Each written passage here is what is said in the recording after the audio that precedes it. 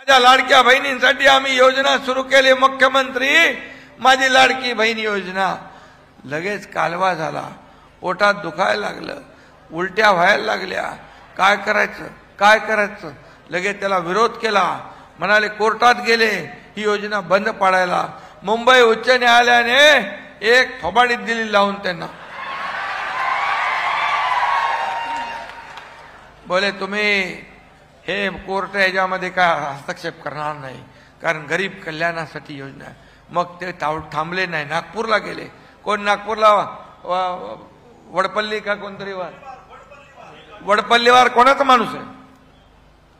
कोणाचा माणूस आहे? काँग्रेसचा माणूस, महाविकास आघाडीचा माणूस नागपूर कोर्टात जातो. अरे कुठं फेडणार हे पाप? का माझ्या या लाडक्या बहिणींच्या पोरांच्या तोंडचा घास हिरावताय? म्हणाले काय विकत घेताय का लाच देताय का? 1,500 रुपयात काय होतं? अरे सोन्याचा चमचा घेऊन जन्माला आलेले तुम्ही, पैशाच्या राशीत लोळणारे तुम्ही, याला काय करणार? या माझ्या लाडक्या बहिणींचं दुःख काय ते?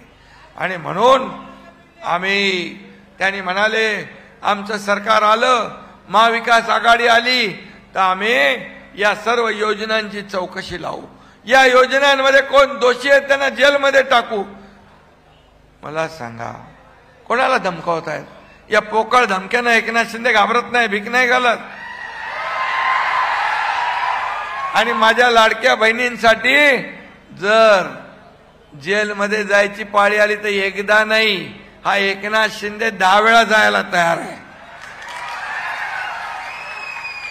पण त्यांचं सरकार तुम्ही येऊच देणार नाही.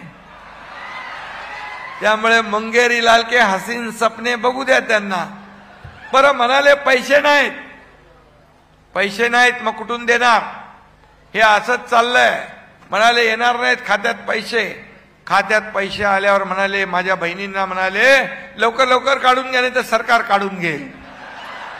अरे काय एका तोंडाने तर बोला, इकडून पण तिकडून पण. आणि म्हणाले खात्यात पैसे आले. आम्ही फक्त खात्यात पैसे नाही, आम्ही 1 हप्ता 2 हप्ते 3 हप्ते 4 हप्ते 5वा हप्ता पण माझ्या लाडक्या बहिणींच्या खात्यात टाकला. आम्हाला माहित होतं की आचारसंहिता लागली की हे मध्ये काळं मांजर आडवं घालणार, म्हणून आम्ही ऑक्टोबर मध्येच नोव्हेंबरचा हप्ता पण देऊन टाकला.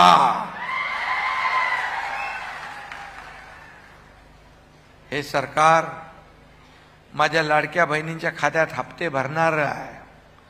पूर्वीचं सरकार हप्ते घेणार होतं, हप्ते घेऊन जेलमध्ये जाणार होतं. हे माझ्या लाडक्या बहिणींच्या खात्यात हप्ते भरणारं सरकार आहे. मी तुम्हाला सांगतो, मी म्हणालो होतो की जशी तुम्हाला 1,500वर ठेवणार नाही, मी बोललो होतो, मी करून दाखवतोय. 1,500चे मी म्हणालो 2 होतील, 2.5 होतील, 3,000 होतील. कोल्हापूरच्या सभेत आम्ही 1,500चे 2,100 रुपये करून टाकले. आता जे विरोध करत होते ते आता कालच्या जाहीरनाम्यात म्हणाले, राहुल गांधी आले होते, म्हणाले आता आम्ही 3,000 देणार. अरे तुम्ही तर इकडे म्हणताय की पैसे नाहीत, पैसे कसे आणणार? म्हणजे तुम्ही खोटं फसवताय.